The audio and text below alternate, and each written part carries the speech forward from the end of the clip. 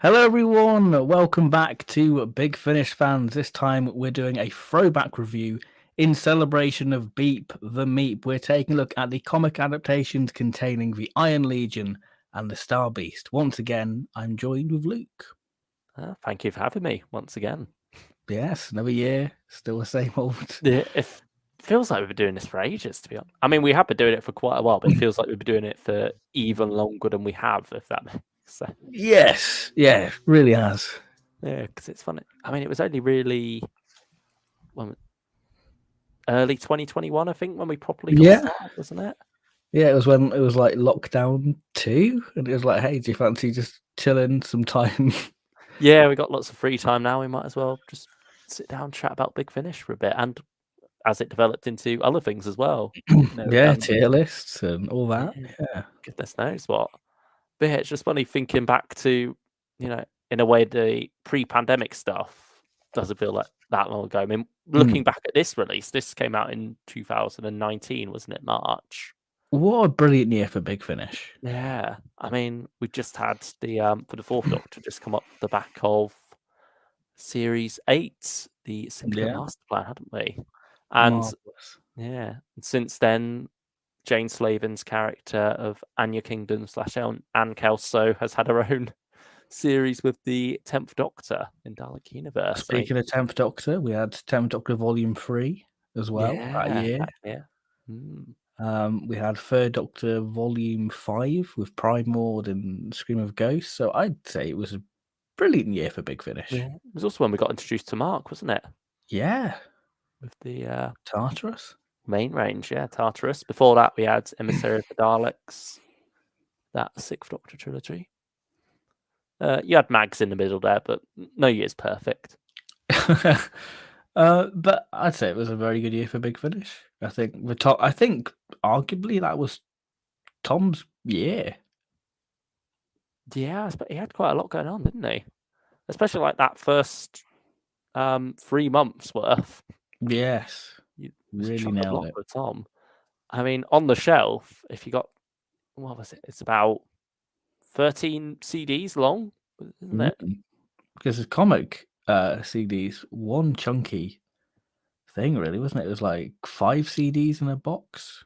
Yeah. I mean, now I did go for this one on download only. I do have the Syndicate Master Plan though, physical.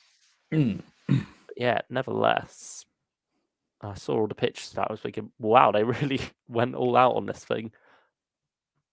I think because it's Tom, they're like, go on, let's do it. Yeah, let's splash out a bit. I mean, I suppose it sort of matches Fourth Doctor Lost Stories and the Philip Hinchcliffe Presents, doesn't it? Really, is the idea. Yeah, it does match those sort of those box sets. I don't think you'd get a box set like that now. No, I mean it was a shock to even get one like that then. Yeah, it was because everything was sort of slimmed down. Because like the David Bradley, I think the first 3 of those had a behind the scenes case on its own. Yeah, it did. They sort of done away with the behind the scenes disc, I think, going into 2020, really, wasn't it? Yeah, unless you get like Ten and River, where you pay extra to get a behind the scenes. Yeah, I mean the only one that comes as standard now is Ninth Doctor.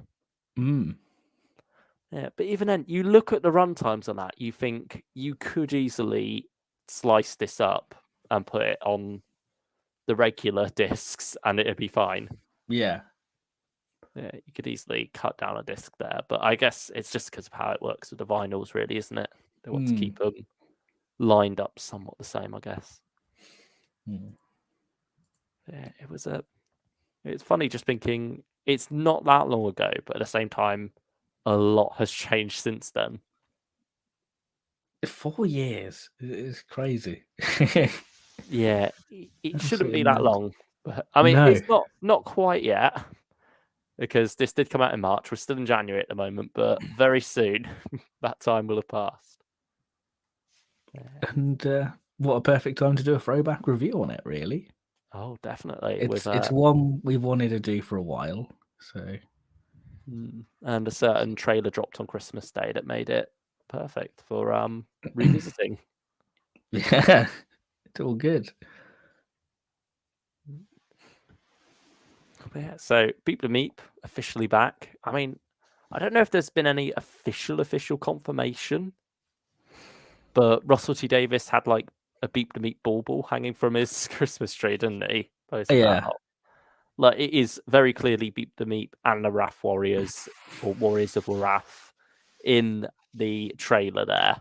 So I wonder if in the captions on YouTube, Yes. sometimes they'll say who's saying the line as well. Mm. I wonder if that says that the line "monsters" is being said by Beep the Meep or not. That's an interesting thing to look out and Yeah. research. Yeah, I mean, realistic. We've known it for even longer than that, though. Because was it back in May they started filming?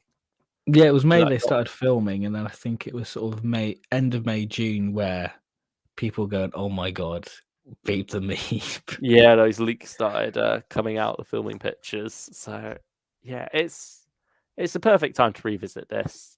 It was a good box set to go back to. But first, how have you been? What have you been up to? What I've been up to, a bit of Third Doctor goodness to start the year. Go on. I revisited Kaleidoscope, Mm. which I enjoyed. I've got one episode left, and I'm enjoying it. I think, but we said before we went live, it is a story. It's 3 stories in one with the umbrella title of Kaleidoscope. It very much is. It's a weird one. I can see why it took you a while to click with it, really, and get your head around what it's going for. Yeah, it definitely has like Bob Baker, Dave Martin feel to it. Mm. I do get that feel. Like part 5, it feels very sort of early Big Finish of like we're gonna do something a bit different now, which is great. Well, hello, StylishOne. Thank you for joining us. I Hello. got this set for Christmas, a lovely big CD set as well. Only listened to half of the Iron Legion, which is so wacky and mad that I kind of love it. Yeah, it's definitely some mad stuff in there, isn't it? I mean, I think Tom Baker, after receiving these scripts, emailed Nick to say these are a bit different, with different being capital letters or something like that, wasn't it? I I think Iron Legion's quite tame compared to Star Beast. I'm just gonna say it now. Yeah, I say I they're think I think in terms of Fourth Doctor action, yeah. I would say Tom was more off the wall in Star Beast. I think it gets to play a bit more into the physical comedy, but it nevertheless works with it being on audio. Evening Joe Bowers, thank you for joining us. Hello, and hello lurkers who are not in the chat, but we appreciate you being here. Sorry for us being late. It's Friday the 13th, and technical gremlins are afoot. So, Yeah, we've had some issues getting here to you tonight. but we made it. Yeah, eventually we got there, really. Yeah, I mean, as you probably can have noticed, Ben doesn't have any webcam on or camera at the moment. That was part of the difficulties we encountered. Yes, So we're a podcast tonight. yeah, I mean, it's no different from me. I never really have my webcam on. I think people are used to that by now. But yeah, I've at least got my logo here. I'm present in that form. You're just I'm just a white grey, entity. yeah. Enclosed by a grey circle, enclosed by a larger white circle. I mean, that matches what I've been watching as well. 3 Doctors. I feel like whenever it's the start of a new year, I want to watch a good story to say, I'm like, right, it's going to be a banging year. So it's like anniversary year. What story did you watch at the start of 2020 then? 2012. It must have been something terrible. I think it must have been Spyfall. Oh dear.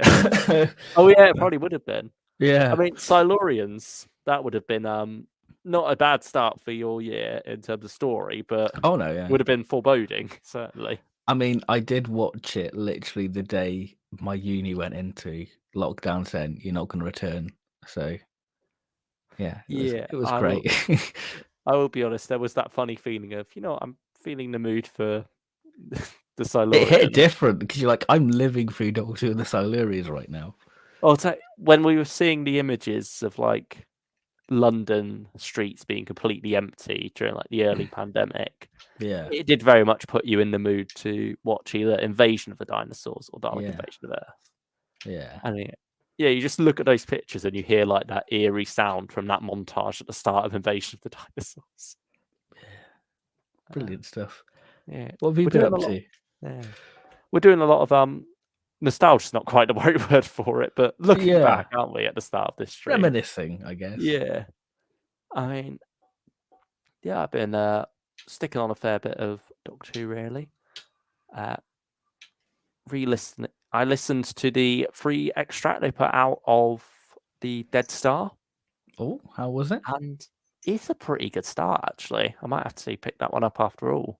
I was so close to getting it last weekend because I was like, I'm bored. I need something to do. But I didn't. So I might go back and get it if it's good. I'd say go for the preview because you get a good 30, probably about 35 minutes there. And if you're enjoying it up to that point, then yeah, maybe go for it.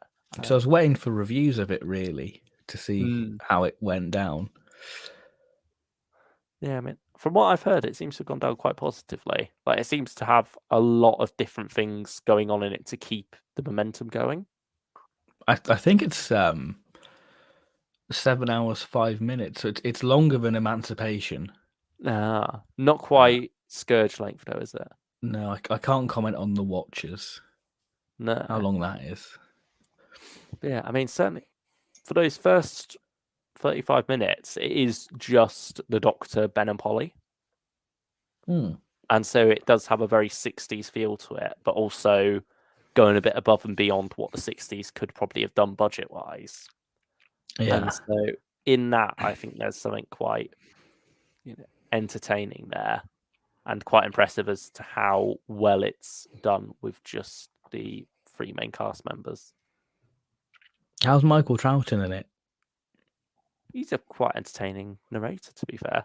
I think that when you have John Coleshaw, who is a master of many different voices, that sort of, it sets a high bar for it. Yeah, you and so I think you've got to not go in expecting that from Michael. And he very much said in a little interview he did that he's not trying to recreate, Ben's voice or Annika's or anything. He's just given a bit of a flavour of it. And so I think you very much got to go in with the mindset of it's being read to you by... It is an audiobook. That is what it is. It's being read to you by Michael Troughton. Whereas Scourge of the Cybermen, it is being read to you by John Coleshaw. But he has got such a diverse range of voices within him that he sort of does make it almost feel full cast, doesn't he? Yes. So I'd say don't quite expect that from Michael, but it's not necessarily a bad thing because it is an audiobook. Yeah. StylishOne says, also the second Doctor, Ben and Polly audio after the short trip lost and found about baked beans. I think I listened to that one actually. I have no idea what this is. This is a short trip they did. Okay. It's like one of the individual ones read by Annika Wills. But yeah, that rings a bell. It's been a while since I listened to that one. So, but yeah, that does ring a bell. Anyway, sorry, I've missed some of your other comments there, StylishOne. Welcome, Daniel Hager, the second Doctor fan. Thank you for joining us. Thank you. Have you heard that Fraser Hines would like to return to Doctor Who TV on TV? I hope he can come back. I think most of them want to come back to TV, don't they? It's money. Yeah. I heard rumours that Fraser Hines was going to be in Power of a Doctor, but that never happened. Yeah. Obviously. You always feel like David would be the perfect Doctor for Fraser to have come back with. Yes. Or Capaldi. Could you imagine light? That would have been great. He's just wandering around there in the background. Yeah. As a little subplot with Nardole or something. Jamie and Nardole. Now that's a combo I want to experience. Yeah. I mean, that was a long way before, though, wasn't it? Yeah, that was Romans, that's wasn't it? during Roman time. Yeah, yeah, that would have been about 1,500 years before Jamie's time. So This isn't Culloden. no, yeah, I suppose he could have always just slipped back in time or something. Yeah, Missy could have given him a lift. Who knows? It's not Croydon. Mm. Yeah. This isn't Birmingham for my packet of crisps. Oh, I love Series 10. Yeah, StylishOne says, being a second Doctor fan is a little tough given how he's still got some of the least Big Finish audios overall. No collection sets, and the only classic Doctor not represented in some form in Power of the Doctor. It's true. I would say it was represented in Power of the Doctor with like the recorder. Oh yeah, that is true. I suppose more on the Doctor side of things with the companions and such, isn't it, really? But yeah, with the recorder, that's his little I mean, Annika would have been there, but she just didn't want to turn up. Yeah, yeah, they had it planned. It's just, things happen. But I mean, with the second Doctor, for quite a while now, we've been having regular animations. Yeah. And I think that's where the bulk of second Doctor content is, really. And I'm sure a collection set can't be long away from now that we have got our first black and white season in the form of season 2. I mean, there is a chance Space Pirates could be back. Is there? Yeah. Have you not heard about this? No, go for it. So, right, there's a chance that Invasion episode 1 and 4 and the Space Pirates could be in our midst. Oh. Because this Aussie collector died. And I think he donated, or the family were like, look, we've got all this videotape. Just take it. And he recorded stuff from the 1970s, and that stuff had just reached Australia. So there's a chance Space Pirates and the Missing Invasion episodes could be out there. I heard something about. I heard a similar report. Only apparently some of the stuff was just burned because they didn't know what to do. I think but this person, was a massive order, so he did like triple copies just in case something like this happened. Of all the stories to record, the Space Pirates, and to do multiple copies of it, you must really love it. It's the 9. It's got to be Collectomania. Yeah, it's got to be. I mean, that would be mad to have a complete Patrick Troughton series, though, wouldn't it? Oh yeah.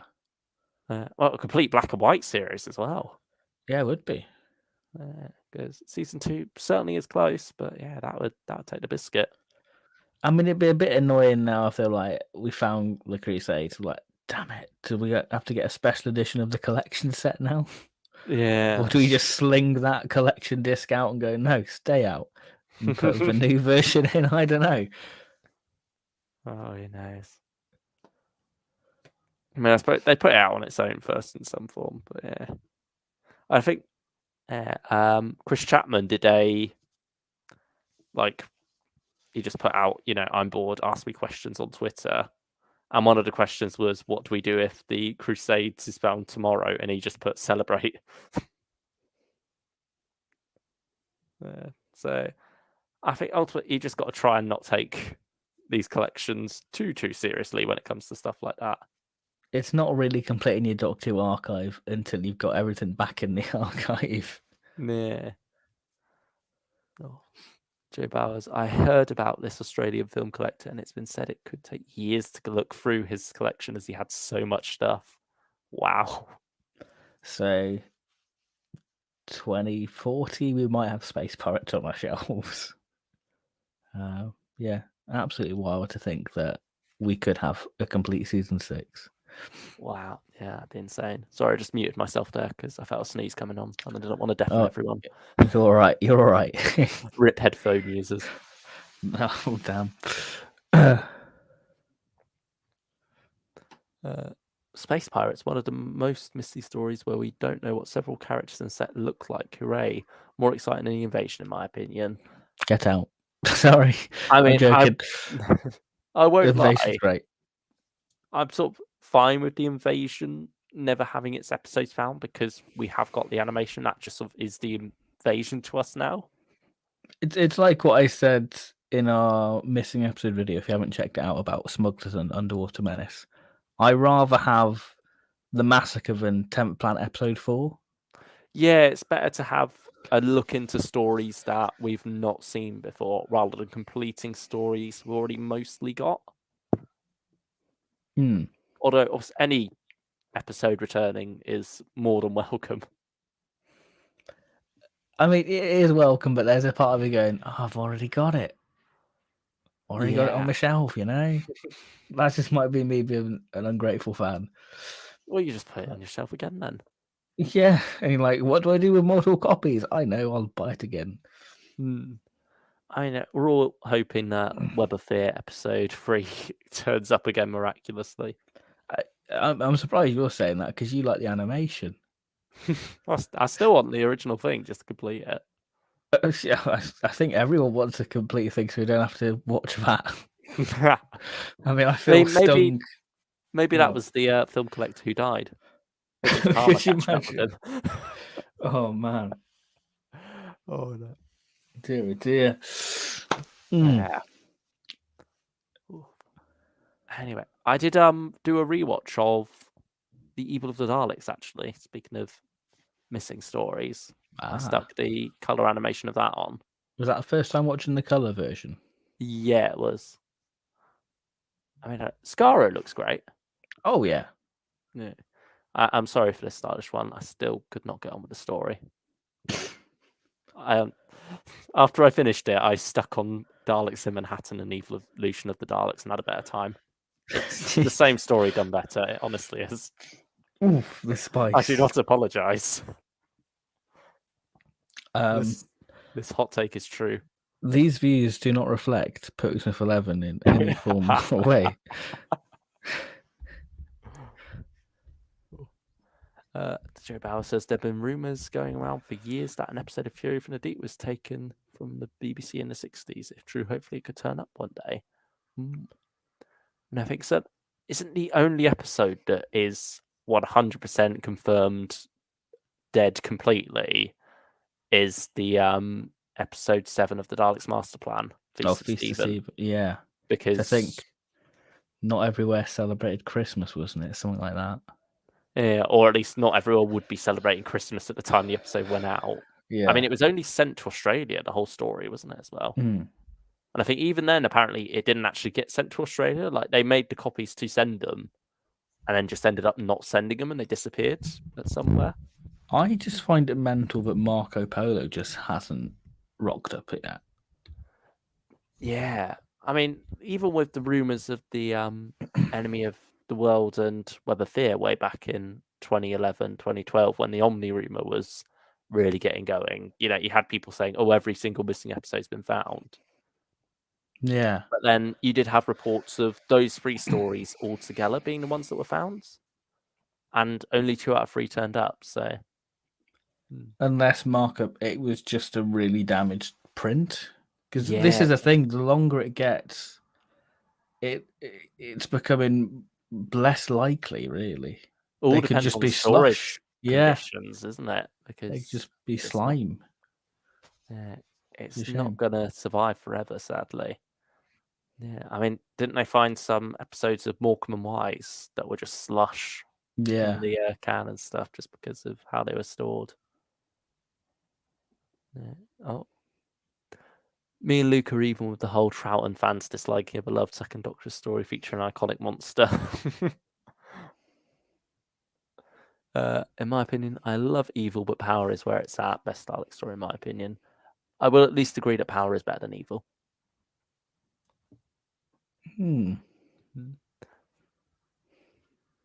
Allegedly, Paul Vanezes has a theory of how Daleks Master Plan 7 could exist, but it's very unlikely. I mean, that's the thing. Like, even when we do have these official documents saying this stuff was done, it's not necessarily 100% the case, because Yeah. these things turn up in the most unlikely of places. Like you had Ice Warriors, didn't you? That turned up in the cupboard of a church for some reason. No, I think the Damons is the most wild one, being found in a Mormon church. Ah. Yeah, it's bizarre how these things happen sometimes, and you just got to accept the luck of it, really, haven't you? I mean, this might be wishful thinking, Hmm. but you kind of wish it's the 60th anniversary. Come on, let's announce something. Yeah, you hope that the stars align, because they did last anniversary, 10 years ago. We got lucky, and I mean, yeah, it's been over 10 years now since the last find, technically, because that came around in 2011, didn't it? Yeah, I think so. Hmm. But yeah, I mean, at least with private collectors and stuff, there's more hope there, because they'd be keeping them in good conditions. They But wouldn't collect it, just have it deteriorate. But then this is the issue: when that private collector pops their clogs, will the Mm. family realise that's a sacred text, Yeah, that's or the will they thing. just sling it? Yeah, that's the worrying thing, isn't it? It's just, I mean, I think that's why, a lot of the episode hunters do track down, who's with what as well, don't they? Yeah, because I think that Paul Veneers, he knows some private collectors that has missing stuff. So yeah, I suppose they sort of keep an eye on them, wait for them to die, and fly in like vultures and have the cans. Just raid the house. Yeah. Oh, StylishOne, longest missing episode gap without a find, unfortunately. Still Hancock's half hour, Morecambe Wise and Lauren Hardy fans are getting that gold for all their recent finds. Yeah, that's true. There is still hope, because, as StylishOne has said, other shows are still getting finds. So even though Doctor Who isn't having much luck at the moment, there is other stuff coming in, and that's always got to be celebrated as well. I think when you think of missing episodes, you automatically think Doctor Who, don't you? But so Yes. many shows from that time suffered the same fate. Oh, I mean, a BBC cleaner famously saved 2 Dad's Army episodes from a bin full of junked canisters outside the BBC, says StylishOne. Yeah, exactly. You never know with this thing. But anyway, this is Big Finish, fans. Yeah, but it's nice to talk about missing episodes. It is nice. It is nice. But shall we talk about some news now? Yes, we can do. Yeah. If you bear with me. In terms of Big Finish news, very quiet. Yeah, it's been a very trailer-full week, I'd say. Yeah, I'd say so. Yeah, but we've got some stuff from last week we haven't talked about, though. Because last week it was, let's do a massive tier list about Big Finish. Yeah, we also did it on the Tuesday. So yes. Here we're back in our usual Friday slot, where we'll hopefully be sticking around for a while, won't we? Yeah, that's the plan going forward. Yeah, we've got like a sort of schedule drawn up, I suppose. We've got an idea what we're doing, basically. Yeah, I mean, we should be doing season 2 next week. I mean, we already talked about that last week, didn't we? So we should be talking about missing episodes in that stream, really. But hey, yeah, that's true. Well, we'll probably talk about a lot of Big Finish in season 2 then. Yeah, but there we go. Yeah, anyway, Purity Unleashed now. Following on from Purity Undreamed. Spoilers if you've not heard Purity Undreamed. But yeah, Hebe disappeared at the end of that one. Time seemed to change around them. So yeah, I mean, I was slightly disappointed, because I looked at this like on my phone quickly when it was first announced, and a quick flick through. Thought I read the title "Broadway Belongs to Mel." Yes. And then put my phone down, came back to have a proper read of it later, and saw it was me, followed by an exclamation mark, and was slightly let down there. Yeah. But by Matthew Sweet. Like, this is a good selection of writers: Matthew Sweet, Chris Chapman, and Ian Potter. I don't think Matthew Sweet's done a Big Finish in quite some time, really. Yeah. I mean, he did a Fourth Doctor one recently, but that's not out for a good while. Still, that's a series 13 one. Matthew Sweet's an interesting writer. You can either love him or you can just not vibe with it. So it'd be interesting because he's wrote for the Sixth Doctor before in Year of the Pig, I think. Yeah. I mean, did he do any? I'm just having a look through. He did a Seventh Doctor story. Yeah, he's done some Jago and Lightfoots, and I'm not sure if the Sixth Doctor was in any of those. I think he did one of like the Voyage stories. I think I can have a look actually while we're trying to be clever. You see, just go on his contribution. Yeah, he did. Voyage to the New World. Yeah, Voyage to the New World. Yeah, there we go. So, yeah, he's mainly done Jago and Lightfoot. Yeah, so he's no stranger to 60 either. Yeah, and then of course Chris Chapman as well. Wonderful Sixth Doctor writer. He's written some of our favourites for 60, hasn't he? Yes. The Middle was great. Yeah. Ironbright was brilliant. Ian Potter, that's another one who hasn't written Big Finish in a little while, I don't think. He's mainly a 60s writer because he's a name you see on like 60s stuff, really.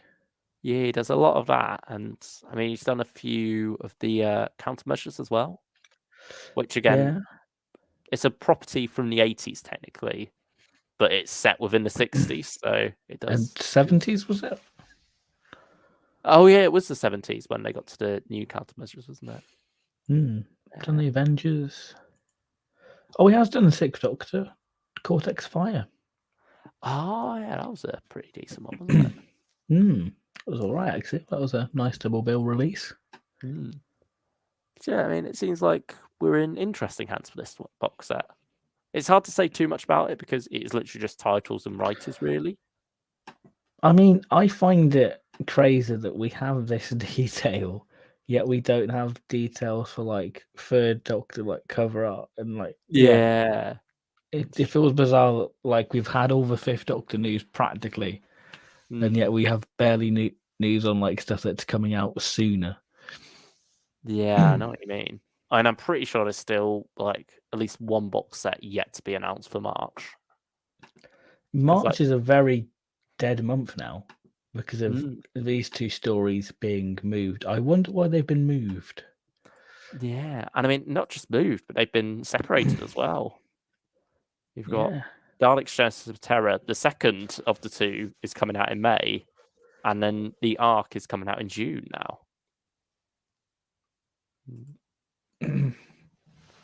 What did you make of these covers, though? I love them. I love them. They fit beautifully with Return. Yeah, particularly the Ark cover, doesn't it? It is like a companion cover to that cover, really. I think it's practically like the same composition, really. But I think it's flipped at the same time, isn't it? Yeah. Give it a bit of a different vibe. It also you can see the bubble wrap as well. Yeah, I love that detail. It works so well with the new logo as well, both of these. I think the Fourth Doctor stuff and Season 11 Third Doctor stuff really suits the logo. Yeah, it'd be good to see some whatever is coming out next for the Third Doctor Adventures featuring this logo with Sarah on there, because we know Sadie Miller's back in the October release of Third Doctor Adventures this year. It's interesting that we've got Terry Malloy. I know why they've done it. I think it makes it. I mean, he's on both covers as well. Yeah, I guess it just made sense to double book him, really. Yeah, because I think these were all recorded together in one batch. I'm very curious about Genesis of Terror because obviously part 1's the only bit you're getting full cast, isn't it? Yeah, and even then it's got narration by Nick Briggs, like reading the stage directions for it. Is Nick Briggs reading the rest of the story, or is that still Tom, Sadie, and Christopher? It says, plus readings by individual cast members of the storylines for other episodes. So I'm assuming they'll get like one each, like probably Nick Briggs will do one, Terry Malloy will do one, and then Tom Baker, Sadie, and Christopher Naylor will do one each as well. And then that'll be the 6 episodes there. Yeah, they're going to be nice curios, I think. Yeah, I think the only thing with Genesis of Terror is that it doesn't really feel. It still feels like it's a lost story, if that makes sense. Because they aren't really adapting anything. They are literally just taking the existing documents we have and reading them aloud, pretty much. Yeah, I think it's just to pair them up. Like, obviously, they originally meant to come out as a pair, whereas now Yeah. you've lost that. Yeah. I mean, it seems like Big Finish is shifting away from that anyway, with Double being released separately rather than both on the same day, like I would have expected. I mean, I prefer it. Yeah, I think it works better. It's nice having them split. But yeah, it just feels like an odd one, Genesis of Terror. And I'm worried that if I do quite like it, then I'm going to feel robbed by the fact that we won't have the rest of the story. Yeah.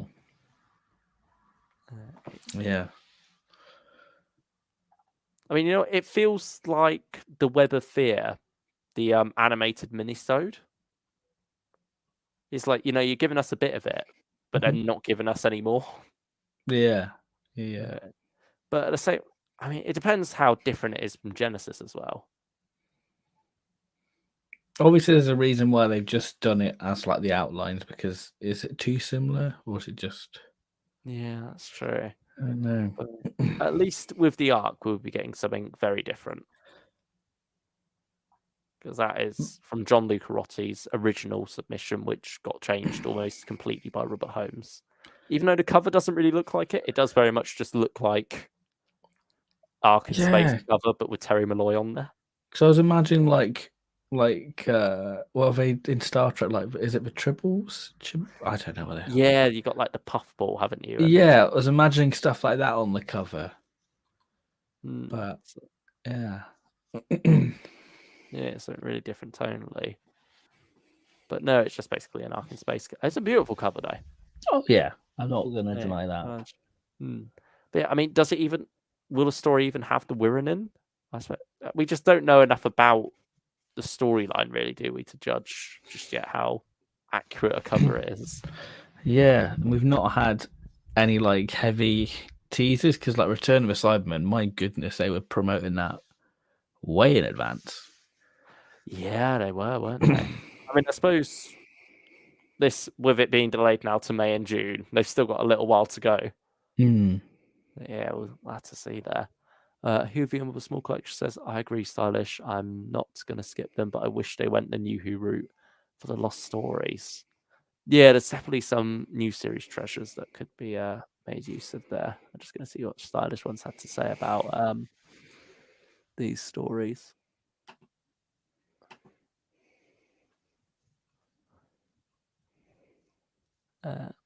Hopefully we could get more unmade stories rather than alternative versions of existing stories like these, and some full cast first, second, and third Doctor ones.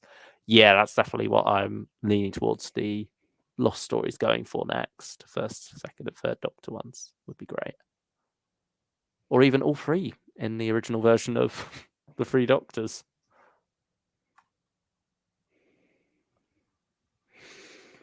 I mean, we've been saying for the past year we'd really like the Three Doctors, because they mentioned it on the podcast.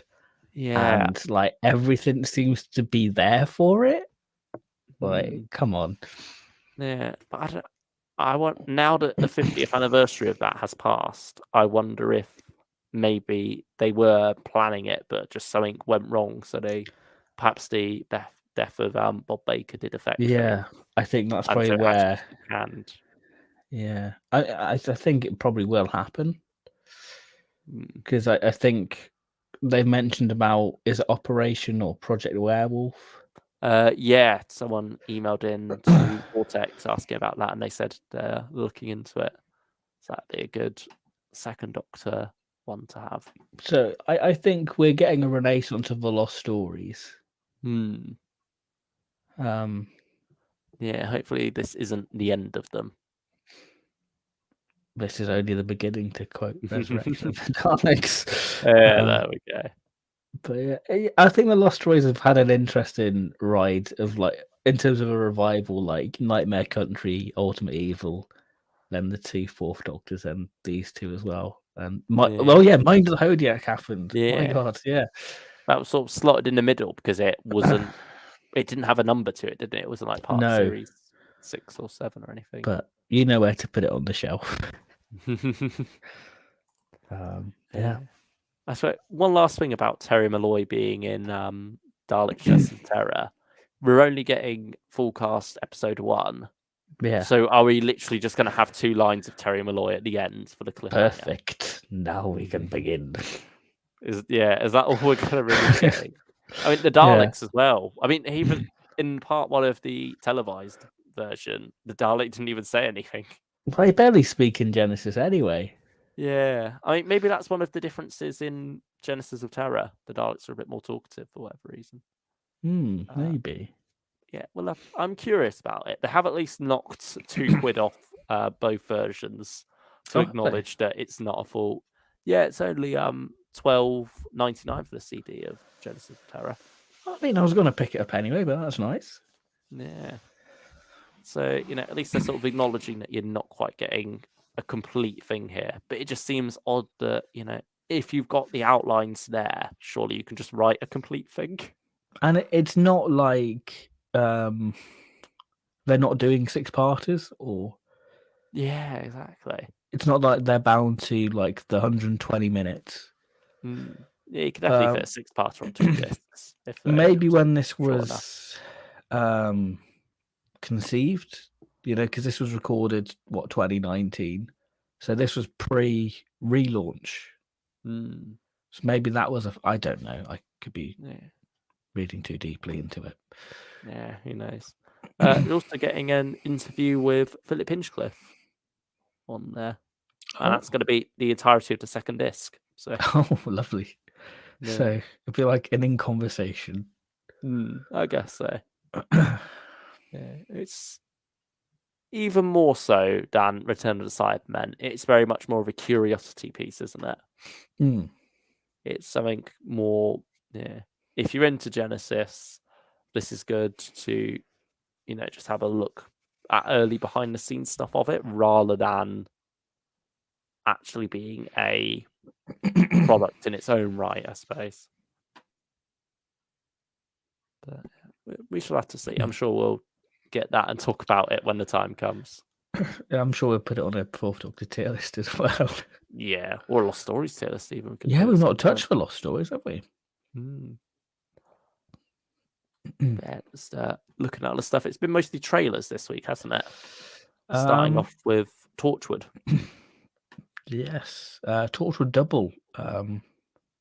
Which you got part 1, didn't you? You got that. Yeah. Making up for the lack of Torchwood from last year. We picked up that because it's 70s, it's Autons, it's got all the hallmarks for me to pick it up. I won't say what I think of it because I think we've got Torchwood penciled in sometime late January, early Feb. Yeah, we'll be doing that one very soon. But yeah, and I'll be picking that one up as well when the 2nd one comes along. So yeah, that should be pretty decent. We also got a trailer for The Last Love Song of Susie Costello, for those who are interested in that release. But yeah, here's the main meat. And if you've been looking in the comment sections of some recent videos, you may have noticed Stephen Noonan has been popping by. Lovely Stephen. Giving us some wonderful comments and some wonderful insights into the making of these stories as well, hasn't he? Yeah, even sent us to Nick Briggs, which is marvelous and absolutely wild to think that. But yeah, we honored is the word. Yeah, that was such a weird moment, wasn't it? Seeing that and thinking, "What, Nick Briggs has heard us rambling on about the incident." Yeah, and the fact that he was delighted is marvelous. Oh, it just gives you a nice warm fuzzy feeling. Yeah, so thank you very much, Stephen, for that. Yeah, thank you indeed. And thank you for giving us a date of release for the trailer. I think it was on Monday. He mentioned that trailer dropping this Wednesday. Sure enough, it did, and it's a chunky trailer as well, isn't it? Yeah, about 3.5 minutes. Yeah, it seems to be the thing for this range, because I think the Mm. first box had a 4-minute trailer or something, didn't it? Yeah, because you had like the announcement, like Telesnap. I wouldn't say it was a trailer. More of a teaser, really, isn't Yeah, it? it was a teaser of here's a Yeah. bit of the Outlaws, here's a bit of the Miniaturist, which Yeah. does have a title sequence. We've solved the mystery. We had an early copy of it. Yeah, that was it, wasn't it? Because for so long we've been saying Miniaturist Part 1, you get thrown right in there. It's very creepy, very weird, very much puts you off ease right from the get-go without no title sequence there. But no, apparently there was one. It's just when we downloaded it, they sort of missed the title sequence out. Yeah. Like I downloaded after I saw Stephen mention that his version has always had a title sequence, I thought I'll download that again and see. And sure enough, there was an extra track on there. So Yeah. also missed a bit of a kettle boiling at the start there as the title sequence fades away. So Proper that time was meddler stuff, isn't it? that was bizarre, wasn't it? Yeah, it very much felt like we were getting our lost 12 seconds back in a way. Yeah, it's great. Really good stuff. Yeah, so now we'll have to give a re-listen to the whole thing in the new context. I know, it's like rediscovering a story. Yeah. I mean, I'm great. certainly planning to get through the Outlaws again just before Demon Song comes out, see if I can time that right. Yeah. Stephen also revealed that that is perhaps dropping on February 16th. Seems to be the plan at the moment. And I mean, Big Finish have been quite good recently. They've been giving us release dates for everything, haven't they? Like in January. Yes, I think that's a nice little thing. So I think it's a good way of making people budget. Yeah, it's helpful for that. Because if you get the physical CD, pre-order it so you don't pay postage. Yeah. So it's a good way if you're a physical collector, you can save that coin to buy more Big Finish later on down the line. And I think as well, this might be a conspiracy, but my River Song Series 11 turned up today, and that's probably the quickest Big Finish arrival I've had. Yeah, I mean, it only came out yesterday, didn't it? Yeah, so whether because the warehouse knows these dates, they post them out a little bit early. Yeah. When did you get the dispatch email? Did that come like straight through when the release was announced? You normally get the dispatch day of release, don't you? Yeah. Normally about 2:00. Yeah. But for those interested in these release dates, if you haven't seen it on Twitter, Time War Cass will be out next Wednesday, the 18th. And then on Tuesday, the 24th, it will be Class. And then finally, Thursday, 26th, will be Double Part 2. So that's the rest of this month mapped out. And then next month, February 14th, they've confirmed that that's going to be the last love song of Susie Costello, because it's like their Valentine's Day special, isn't it? And then First Doctor, the Demon Song right here, scheduled for Thursday the 16th, it would appear, according to Stephen Noonan. So, I mean, this is still preliminary stuff, so it could change, but I'd say it's a fairly safe bet. Yeah, it's looking likely. Yeah. What did you make of the trailer anyway? I loved it. I think it was a joy to hear it. And I think it was nice that the trailer was divided up with like Demon Song and the incident. Yeah, it's good to have them quite clearly divided, isn't it? Rather than mixed across, and then you're wondering, wait, was that part of the Demon Song or the incident? Yeah, I think Demon Song gives me it definitely seems like a massive departure from what you'd get in the Hartnell era. It feels like putting it feels like what they're trying to do, and I don't mean this in a nasty way, is modernize the First Doctor by putting him in contemporary settings. Like the idea of having the First Doctor meeting like live streamers, in is it Daniel Darth? Something like that. Diath. Yeah, Diath. Yeah. It's just wild, really. Yeah, quite amusing. The story, I like the idea of using sort of sound as the monster, much like a Fifth Doctor story in an anthology. I think it's Demons and Red Lodge or something like I can't remember the title off the top of my head. Yeah, that's it. Demons of Red Lodge, isn't it?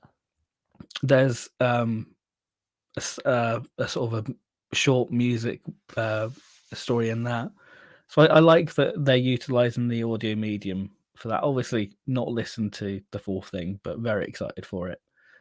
Yeah. As for the incident, I got a sort of Fury from the Deep Pertwee era feel off it, Ah, which is not a bad leave thing it. because I love the Pertwee era.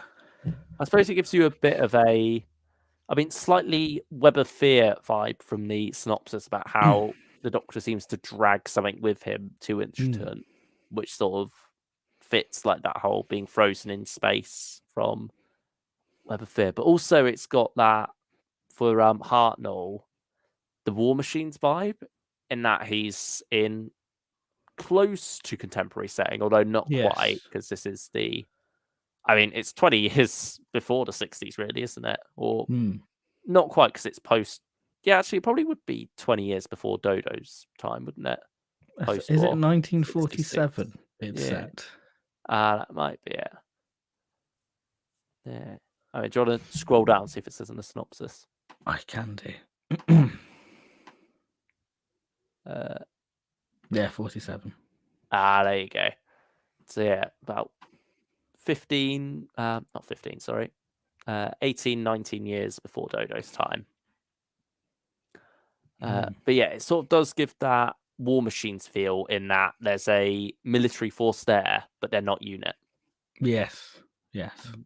So that should be interesting to see how the First Doctor deals with them. And there's that wonderful line towards the end of the trailer about, you're all obsessed with power or something, isn't it? I can't picture the exact quote in my head at the moment, but yeah, it's certainly the Doctor calling out multiple individuals for their quest for power, blinding them. Yeah, I mean, I'm still very much excited for this release. Can't wait to dive in and listen to it, really. I think the funny thing about the Demon song as well, the first story, is that written by Bob Ayres, a new writer to Big Finish. I'm pretty sure there's no relation to Mark Ayres, but it's funny that his first story is all about music and stuff. And Mark Ayres, when you think of Mark Ayres, you It's a think sound of connoisseur. Doctor Who and all his incidental music and such. Yeah. So, I mean, that's just a little amusing coincidence, really, isn't it? But nevertheless, gave me a good chuckle when I thought of that. Yeah. Excited for this set. And finally, Ninth Doctor trailer as well. What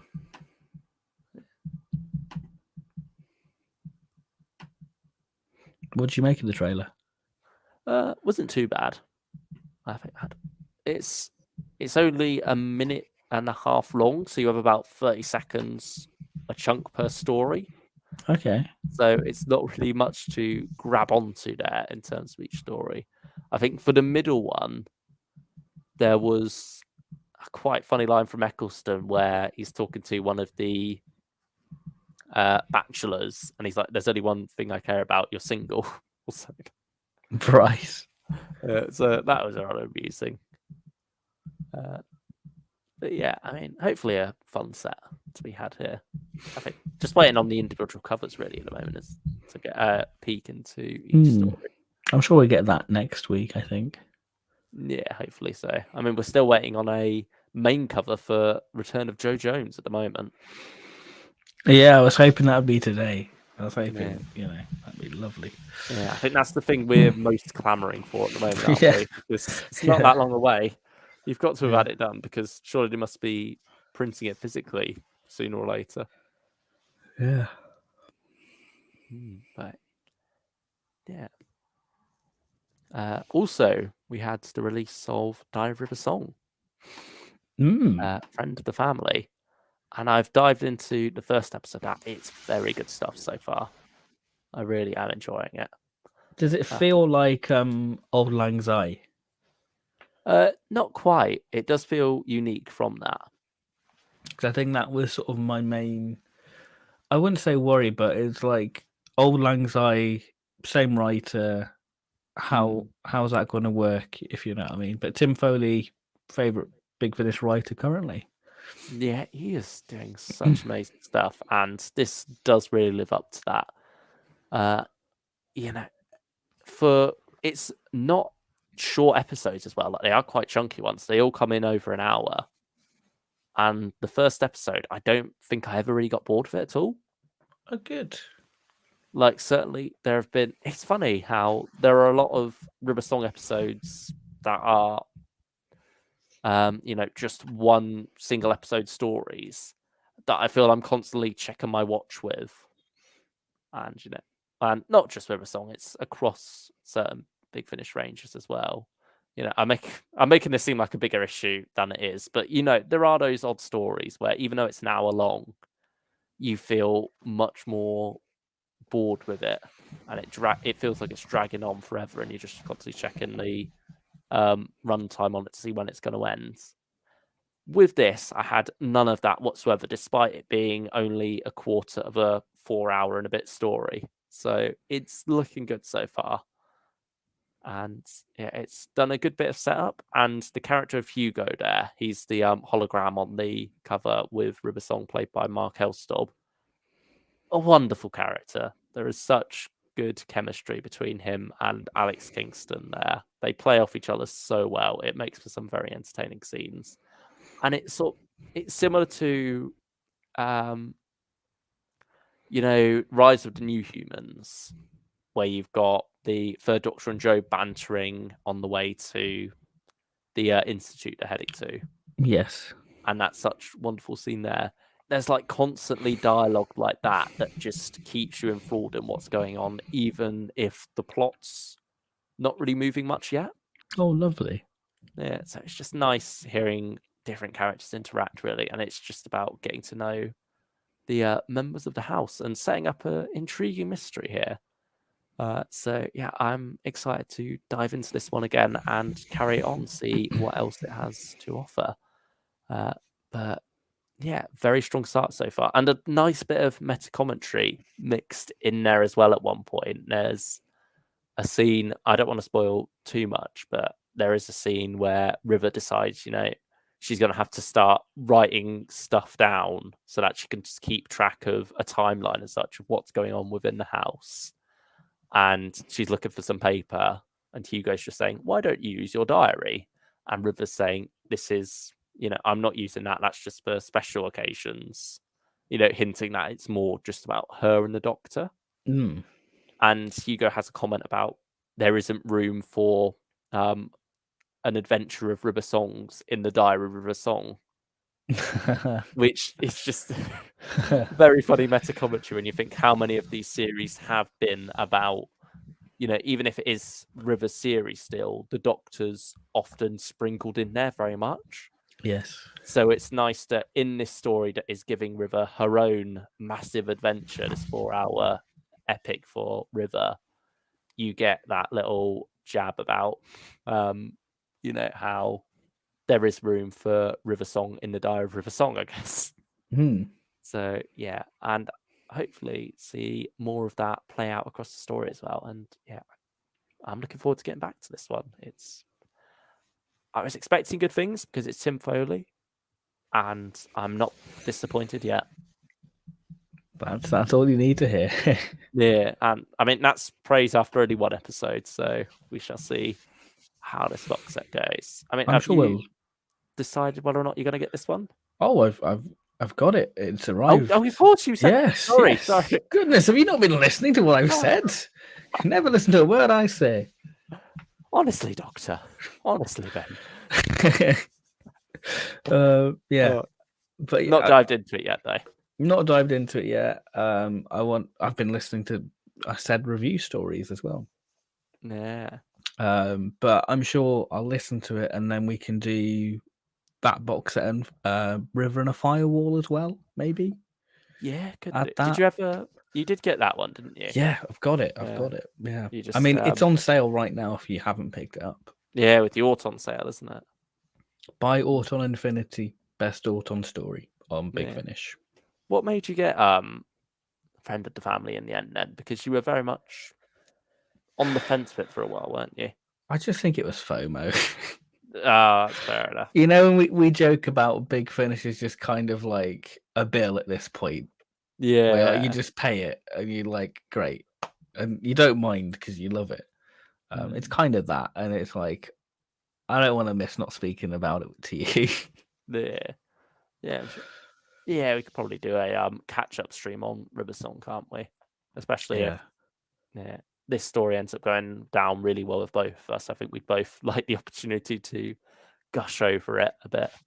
Yes. So we shall I'm see. all for gushing. Yeah.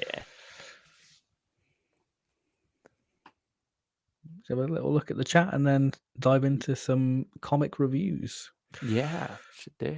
It's been an hour now already, and we haven't actually spoken much about the title of the stream yet, but we are getting to it. Don't you worry. I'm just enjoying talking about Doctor Who. Yeah, that's the main thing, isn't it? Really, like Yeah. the titles of these streams aren't necessarily the be all and end all of the content of it. Really, it's just a main topic for us to build around while we just talk about other things, really, and talk with you, the viewers. Yeah. I mean, if you haven't liked the stream already and you're enjoying the stream, leave a like. If you're new and you're watching this on playback or you're watching it live, consider and subscribe because we do these streams weekly. Plenty of Big Finish content on the channel, and yeah, just subscribe and like away. Let us know Please we're do. doing all right. You know, we need our positive reinforcement. yeah. And it just builds the algorithm, so you know more people see it.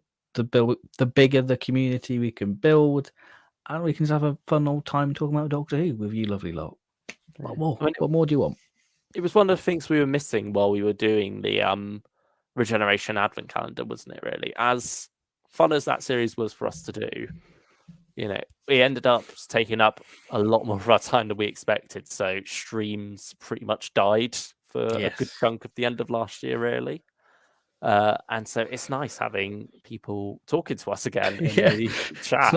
Not an echo chamber. Yeah, that's very good. We get called out on I get called out on my second Doctor opinions. Like I said, the views of Prince 11 do not reflect the views of TARDIS Guy 123. Vice versa. Yeah, pretty much. Even though we're on the same page for most stuff. Yeah. We do have our odd clashes over certain things.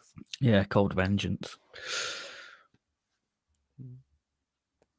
Daniel Hager says, I hope the next River Song box set with the second Doctor on Big Finish. Yeah, that's definitely something that's been a while coming, isn't it? So that should be on the horizon, I think, now that we've got Michael Troughton in the role as well. And you've already got a built-in way around the memory wipe there if it's set after War Games for him. And I could be mistaken or misremembering. In the Husbands of River Song, isn't the photo from the two Doctors? So isn't that technically season 6B? Ah, there we go. Just a thought. Or is she in the black hole?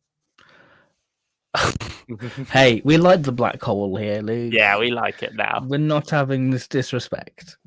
Well, you just disrespected it by insinuating it wasn't canon.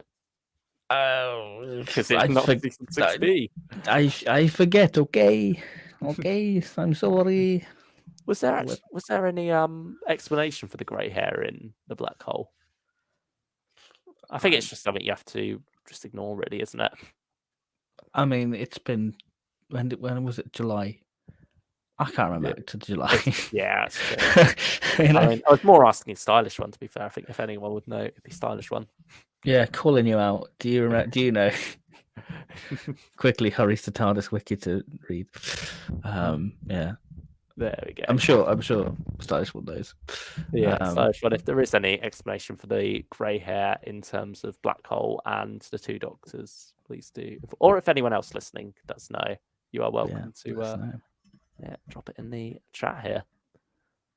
But yeah, certainly River Song with the second Doctor, I think, would be quite good. And you can also imagine the flirting there being quite interesting when you look back to the second Doctor with Astrid in early Enemy of the World. Even and then, Anne.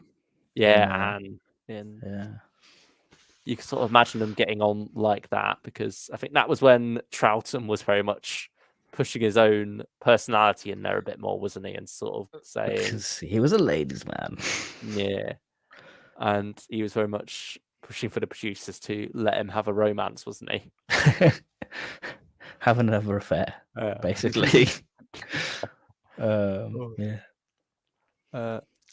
Oh, that reminds me. I actually saw something interesting about the Tom Baker Prime adverts. Okay. Apparently, Tom Baker himself got to write them. This may be old news to you, but I only found that out recently. Clever Prime.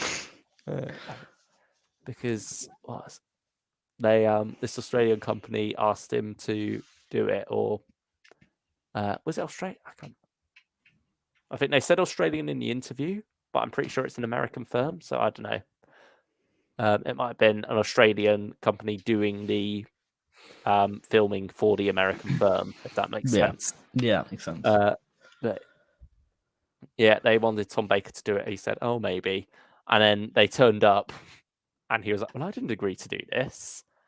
And they're like, "Well, we come here now. Please let us do it." And so Tom was able to twist their arms and say, "All right, I'll do it on one condition: you let me write the scripts." So that was how you got the whole romance stuff in there. Oh, there we go. Yeah, there you have it. And also, apparently, the reason for no hanky panky in the TARDIS, the reason JNT didn't want any romance between Doctor and companions, even though he's casted this young, good-looking Fifth Doctor, he doesn't want any romance because he was worried about another Tom Baker Lalla Ward situation. Even though Davison was with Sandra Dickinson at the time. Yeah, apparently so. He didn't want to risk anything. But that would have made the situation even worse. So I don't know. I don't know. Yeah, apparently that was the reason he steered clear of that, was because he didn't want to have that on-set drama again. Because he was, he was producer obviously for the brunt of their arguments, wasn't he? Yeah. Like they spent the whole of State of Decay, or no? Yeah, I think State of Decay. Yeah, I think Full Circle as well. Certainly, quite a few times they didn't talk to each other at all, didn't they? StylishOne says GNT wanted no romance, yet as Allah Pinterest that only had one bed in Tegan and Nissa's room. Yeah, that has, certainly raises a few eyebrows, doesn't it?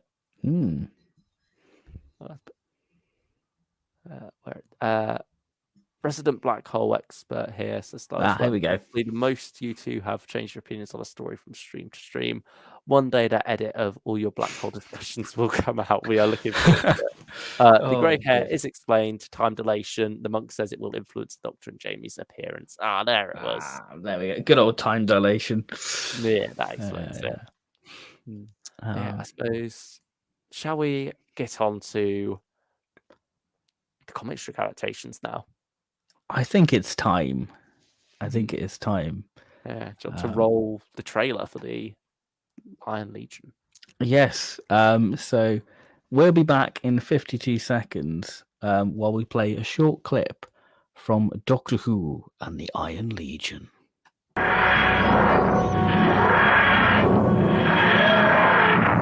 I've been all out of jelly babies since I took off from Zaga 6. I don't suppose you'd give me change for a Zagan pound by any chance. It's a little on the slimy side, but absolutely inflation-proof, I promise you. They're coming.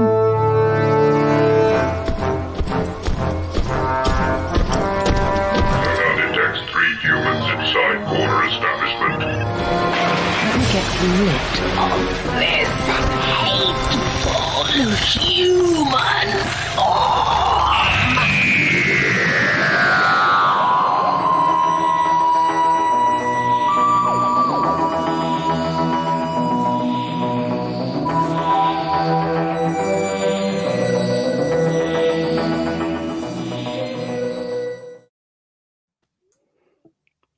There we go. Iron Legion. You got that iconic "They're Coming" image, don't you? Which was sort of made iconic by the Strip for Action series of documentaries on the DVD range, wasn't it? Yeah, from the strip for action. Yeah, it's great to finally get context for that. Yeah, I always thought it was Dalek related, to be honest. Maybe because the only strip for action I had for a long while was the Dalek one. I think that was the first one. I think. Ah, No, it might have been or I Seventh think Doctor it. actually Yeah. on Doubt and the Bannerman. Ah. Yeah. Or I think that came along with the Third Doctor one. I think it was the Dalek War box set. You had Yes. the Third Doctor in Frontier in Space, and then the Dalek strip for action was with Planet of the Daleks, wasn't it? Yeah, because I think Delta and the Bannerman came out summer 2009. So yeah, I think Delta was the first. Seventh Doctor was the first one to get the strip for action. Yeah, and then Third Doctor and Daleks would have followed shortly after. But yeah, just because of that, I always associated the "It's coming" line with being the Daleks are coming, or they're coming. Sorry, as the Daleks are coming. But no, it is the Iron Legion instead who are coming. And yeah, what did you make of this one? I'm gonna say it's probably my favorite of the two that we have. Oh, really? I think that what I notice about this story is that it's so suited for TV and comic with the action, with like the hover sequence in episode 2, like the chase sequence with the Romans and Morris. I mean, there's a lot of great joy. visual ideas as well in terms of characters, isn't there? Like with the parrot face. Yes. Ironicus, that's it. Ironicus, yeah. General Ironicus. You've got that whole "my chest light is on" gag and such. Yeah, some great designs there. And then, the idea of a robot legion of Romans. That just is such a great idea, isn't it, really? And I also you sort of get a sort of, they feel like a mighty force, like episode 1, how they just rip through Stockbridge, and there's something quite terrifying when you've just got them sort of waiting in a shop as before they get discovered. It's quite chilling, and I found myself quite unnerved by it in a way. Yeah, I can see that. It's quite a bold start as well, because you get sort of this nice sort of tranquil morning. The milkman's doing his round, which feels a bit open all hours. And these two stories feel like a time capsule of the time. Having like John Craven referenced, having the news presenter in Star Beast. It feels wonderfully late 70s, early 80s. Yeah, it's very much like a wink and a nod to everyone who lived at that time, isn't it? Yes. Yeah. And I wonder if maybe that could play into why they didn't sell quite as well or something. Or at least initially. They've been a good seller for that. I think they've been a consistent seller for them.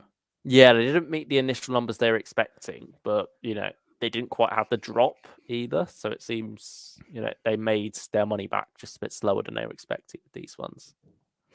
Yeah. Perhaps it was also down to the fact that they did the 5-disc thick box set. Yeah, so production costs would have been higher for them, maybe. Yeah.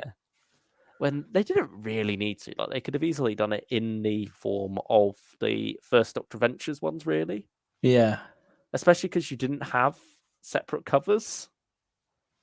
Like, it's a it was just a logo change, wasn't it, really? Yeah, you have the reverse cover, but now it isn't a reverse cover, so what's the point in it? Yeah. But yeah, anyway, that's just, the physical copy. Story itself, it gives me Android Invasion vibes at first. Yes, I can like see those that. early scenes, like Sleepy English Village. Even the shop setting as well. That's something you get in Android Invasion, and obviously the robot legionaries are androids. Yes. Yeah. So you got some similarities there as well, but it diverges from that very quickly. By the time you're on the other side, you're in the hype arena, isn't it? First. Yeah, it just ends up being a fun little story, I suppose. I think it's a nice sort of change of pace because when, like we said at the start of the stream, but Series 8 was this, I wouldn't say heavy, but it was arc centric. So it was quite nice just to go for sort of this loose, fast Fourth Doctor, really, just living his life. And I think with these two stories, it plays to, I don't want to say like the generalization of the Fourth Doctor, but it plays to like the idea you have what the Fourth Doctor is when you're a kid. Yeah, it's very much kid friendly, this set, Yes. isn't it? You know, there's a lot of stuff that it's not talking down, but it's all like done in that CBBC style, like similar to Sarah Jane Adventures, where you could see it's made for kids, but it has something else going on with it as well, particularly the Star Beast. Yeah, I think Star Beast especially because it sort of has almost like a Grange Hill feel to it with like Sharon and Fudge. Yeah, but then you've got a darker edge to it with the Meep as well. But Yeah. it's got Iron Legion's got moments where I was like, that feels very sort of Sherlock when the Doctor's going through like his brain to try and figure out how to defeat the big slime creature. Yeah, he has like an encyclopedia within his own head, doesn't he? Yeah. And It's I flicked through the comic just to see if that was a thing what was added, and it's in the original comic. I felt like it would be, because that does feel like, you know, something that's too out there to just throw in out of nowhere. There'd have to be something from the original comic for it to work. Yeah, yeah, so I it's mean, like Fourth Doctor's in his mind palace. yeah. Had you read the original comic before you'd listened to these stories, or did you get it afterwards? No, I listened to the audio first. The comics were a lockdown project. Where I was like, I need Doctor Who. I haven't really dived into the comics. Let's get the comics, really. Yeah. How do they compare? In terms of differences, the sort of obviously these stories are like the comics themselves are only like what 6 to 8 pages long. They're not that long. So to stretch them out to be 25 minutes, because I think Iron Legion's the longer one of the two. That kind of surprises me, to be honest, because I feel like Star Beast makes better use of the runtime. Yeah.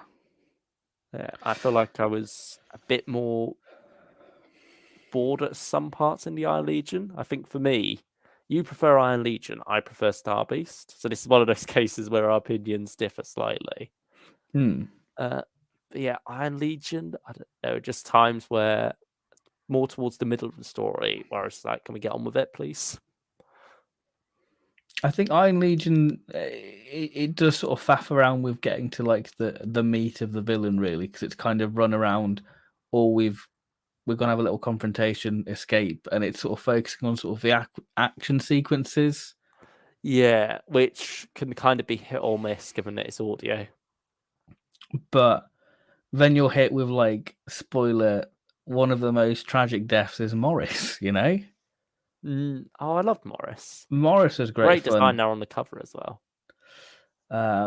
Quite hauntingly drawn in the comic. But going back to what I was saying about the differences is that you have a subplot added into the audio with these two people who've been taken from Stockbridge to, you know, run like the sky boats and all that.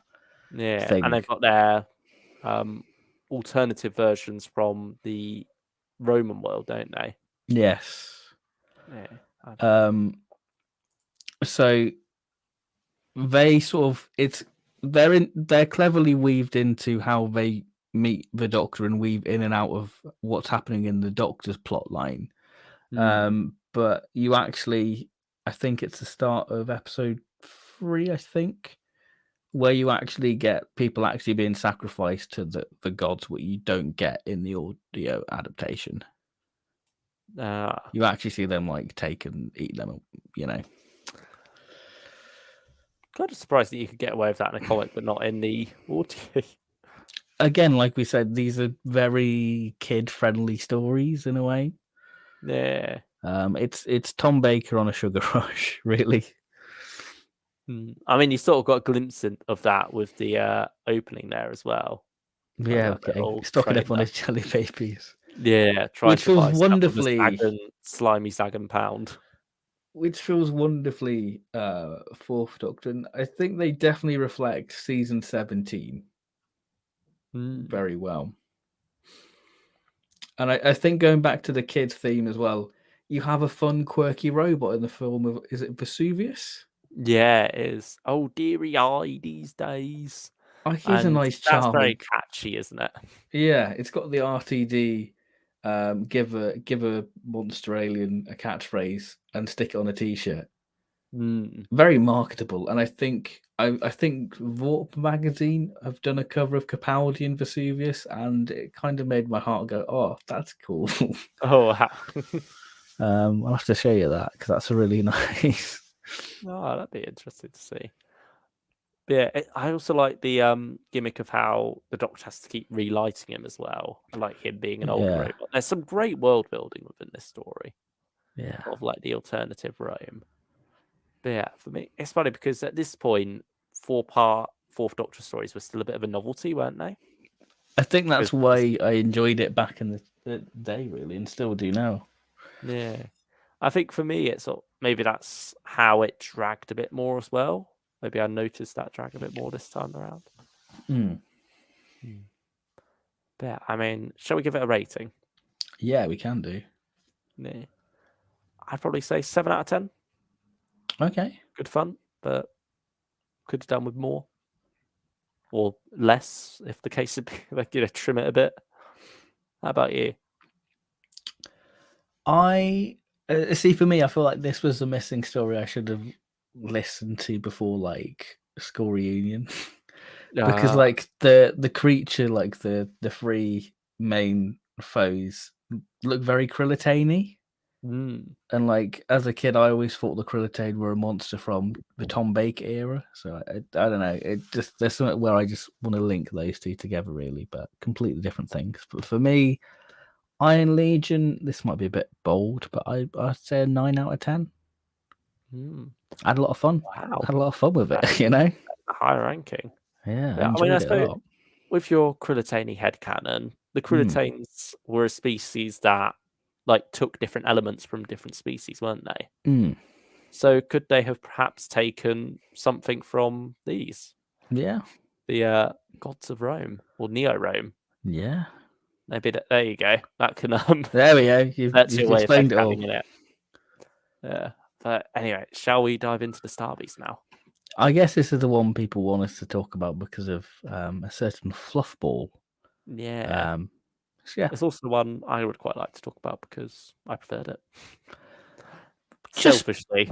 Rude.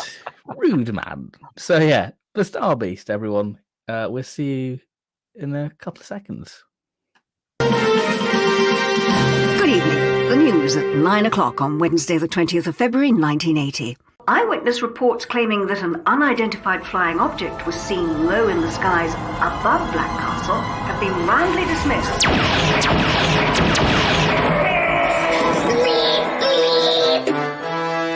I was certain my blaster was set to stun. But there was no need to shoot anyone.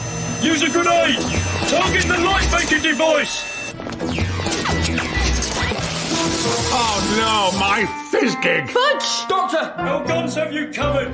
Surrender, Dwarflings! Surrender or be atomized!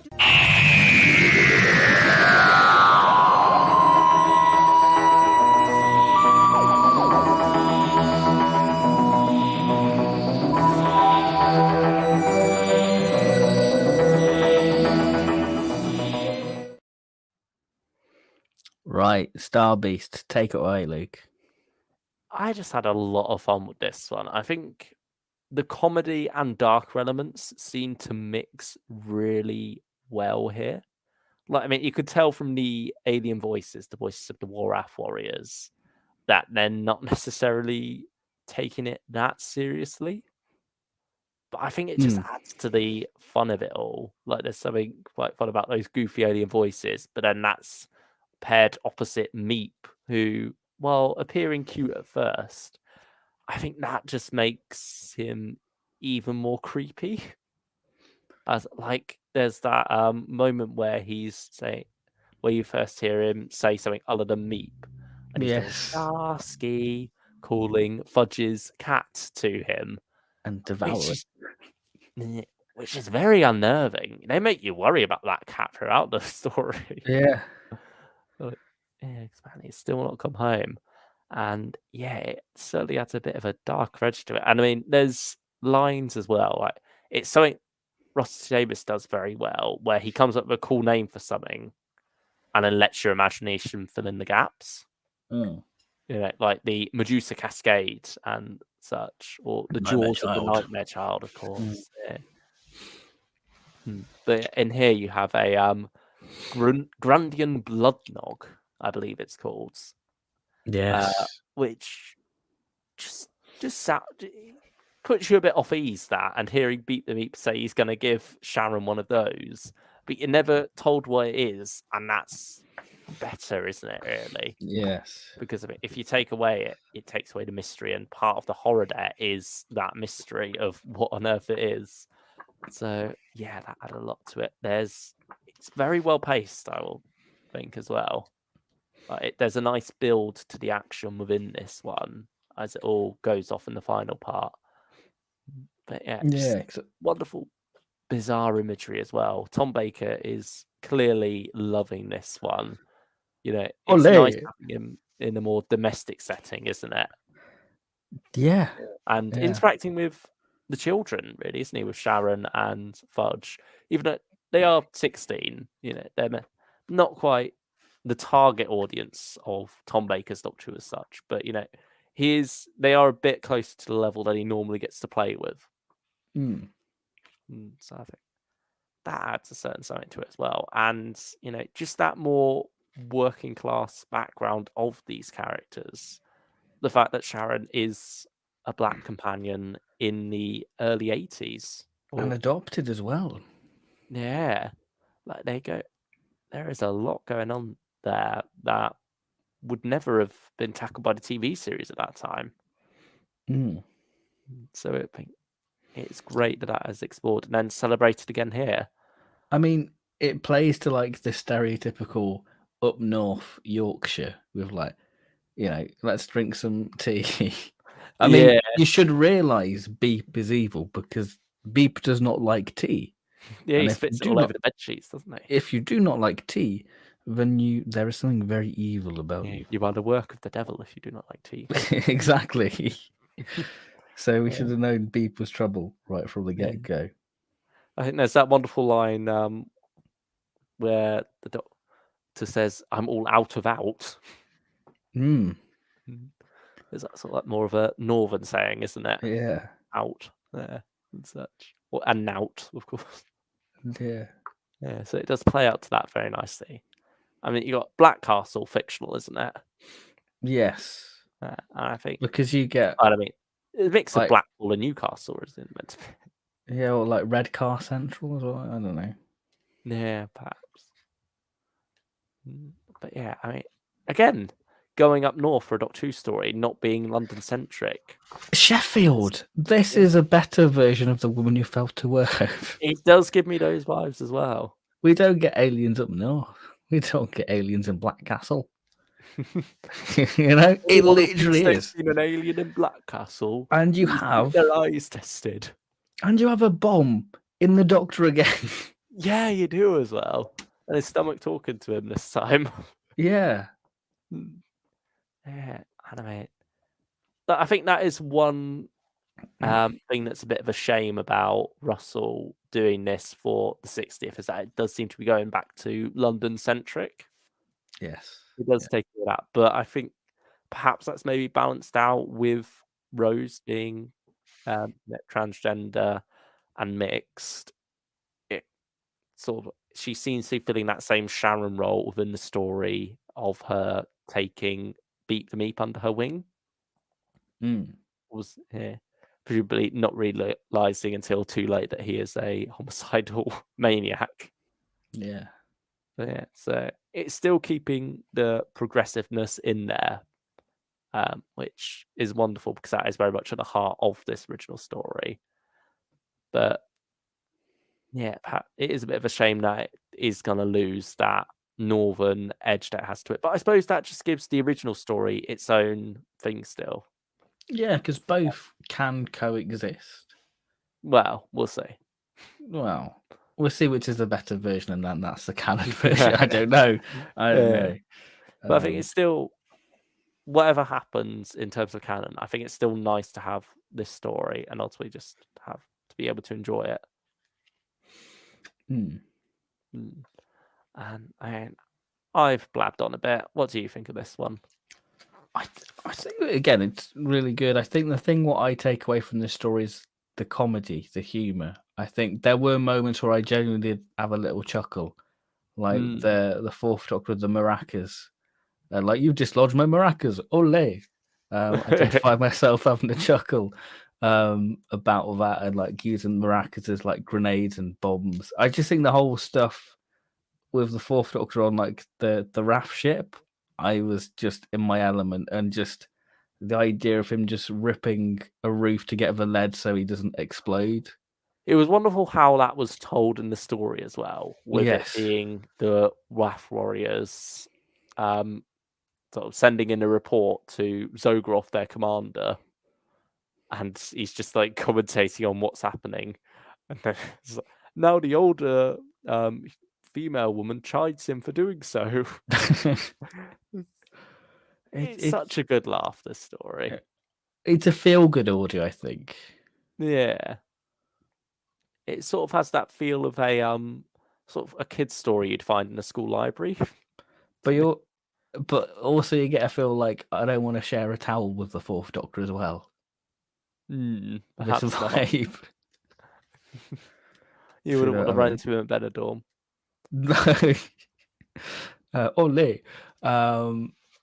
Yeah, but it plays into, like I said, like the news reports. It grounds it, and I can see why Russell thought this would be a good one to have for the 60th. Really.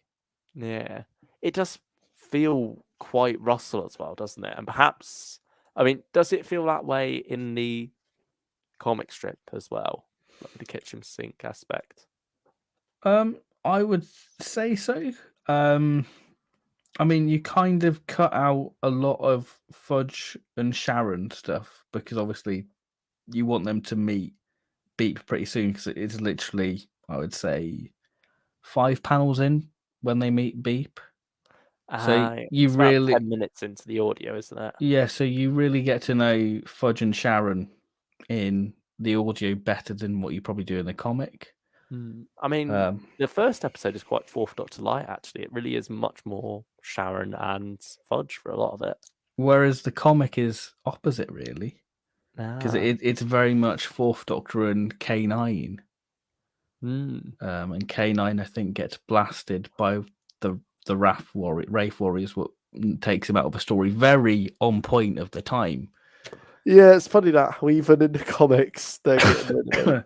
I mean, in this, he's just mentioned that he's off with Romana, really, isn't it? Yeah. Which is a funny way of going about it with these stories, setting them during Romana's travels, but just having her and K9 being off elsewhere.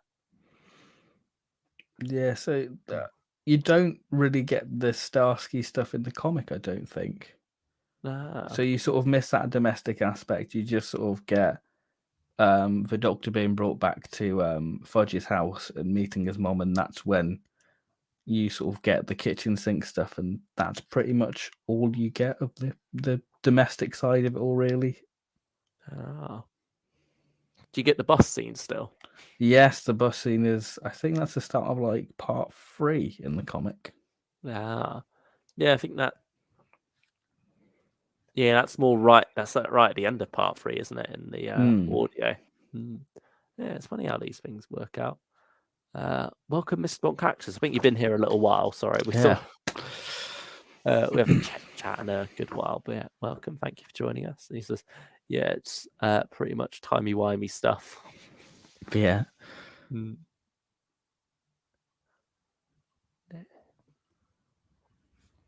Yeah, there's a lot of different contradicting things going on with Doctor Who media at the moment, isn't there? But Yes. you just got to enjoy what you enjoy and try not to worry about it too much. Just focus. If something matters for the story, then it's canon while you're listening to that story. If something contradicts that story, it's not canon while you're listening to that story. And then it can all exist in a happy canon afterwards. I think just enjoy what you enjoy of the story. If you enjoy one version, fair enough. That's your version of it. If you enjoy both, canon's your own thing. Yeah, just work out as you go along, really, and try not to get too caught up with it, I guess. Mr. Bunker says, to be honest, I had no idea who Beep the Meep was after he was announced for the 6th year. That's very fair. This is your year to find out. Yeah, one of the more obscure ones.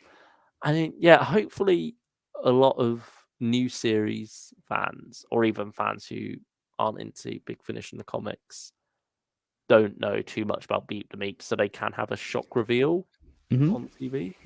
I mean, we spoiled it here. Sorry for all those of you listening, but I think for the most part, people who are listening here already know the twist with Beep the Meep. But Beep the Meep, I mean, on this thumbnail, he's wielding a gun, so yeah, I think Beep the Meep has never been more culturally relevant than right now with the Mandalorian, with Grogu, who you can't help but love Grogu. Whereas Beep the Meep has that sort of very friendly aspect, but there's a bit more. I don't want to disrespect Grogu, but there's a bit more meat to Beep the Meep. Yeah, he sort of gets to be the antithesis to this trend, doesn't he, of cute creatures. So, yeah, I think very smart for Russell to go with that at this time. But yeah, Star Beast, what would you give out of 10? I'd go 8.5. I'd go an 8. Ah, there we go. It's funny, you probably went higher than that than I did. So I thought you'd go, it's a 9 or something like that. No, I'm going 8. It's a solid one. It's very enjoyable. I just had a good time with this box overall. I think it was nice. Right. It was a good throwback. It was a good little one to revisit, really, wasn't it? Really good. Yes, but I mean, that's all we've got to say on that, really, isn't it? What would you give the box set overall then? I'd probably give it an 8 or 8.5. I recommend it. I think if you want something quite light, fluffy, and you just want balls to the wall Fourth Doctor, get it. Yeah, very much so. I mean, if you have any questions, pop them in the chat. But just going off the comics, do you think the line will continue now with Beep the Meep returning? Do you think Big Finish will get an incentive going? How about we do a few more? I mean, perhaps based on Nick Briggs's recent comments about how it has sold well in the long run, there is potential there for it. I don't know if they'd go Fourth Doctor, because I mean, certainly there's a lot of different comic strips to go for.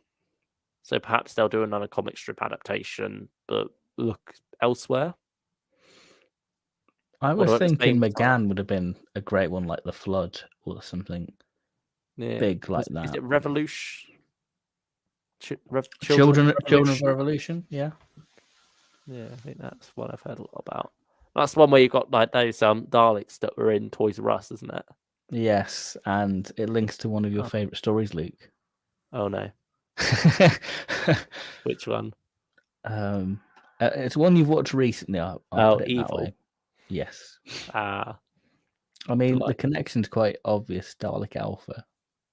Oh, is it the same one? Yeah, I'll leave it at that. There you go. But also, this box set is currently going out of print. So once these CD stocks are run out, that's it for this one. So maybe worth keeping an eye on it. See when it goes on sale next and grabbing it then before it goes. If you do want the physical copy for this.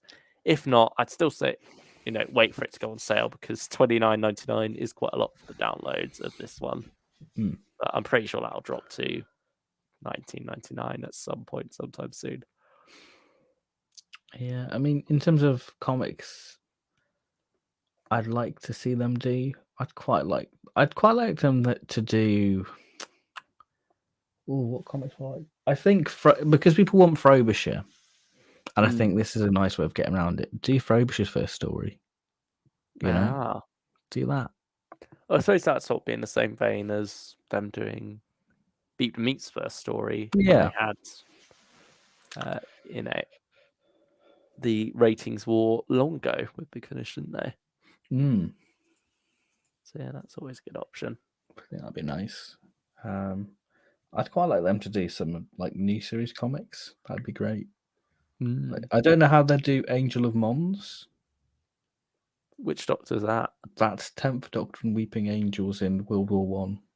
Oh, great is that comic. A Titan one, or yeah, is it's a Titan one. Yeah, I wonder if maybe the rights there are a bit more sticky. Yeah, it probably is. But I'd like to see Endgame because it's McGann and Celestial Toymaker. Oh, I think that'd be quite nice. That could be fitting as well. Yeah, with maybe Toymaker's back. I don't know. I wonder if Liberation of the Daleks could be on the table. That would be lovely, wouldn't it? Yeah, I mean it's Alan Barnes as well. So. Yeah. Yeah, so could perhaps be an option. Oh, the World Shapers I'd like to see adapted. Now, again, something that's been referenced in the new series. Yeah, that'd be crazy to get that adapted, you know. Kill Jamie off and have all Cybermen. It'd be mental. Yeah, I suppose that would very much have to be treated in a non-canon way, similar to Return of the Cybermen or something. Yeah, I mean, I guess people would be up in arms about it, but hey, the 80s did it, not us. Yeah.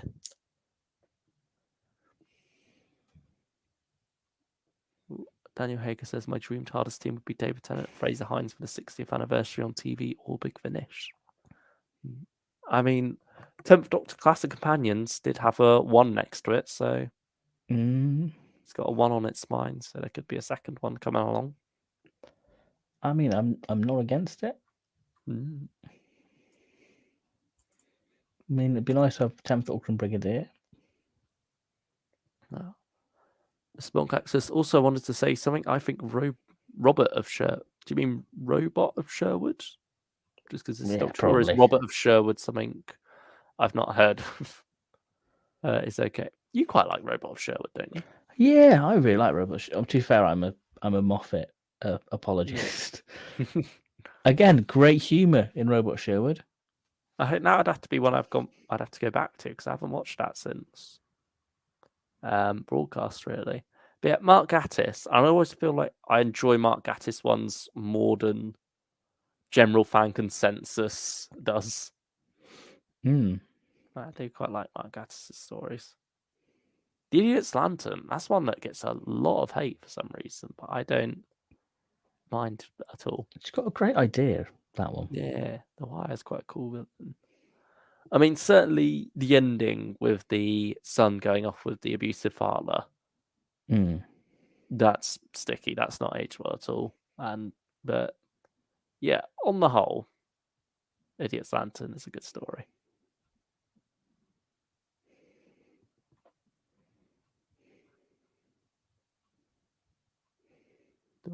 Apparently, that slug creature scene filming looks similar to something from Iron Legion, so I wonder if that's being adapted as well. Oh, would that be the Ecto Slime? Maybe, yeah. I feel like by this time,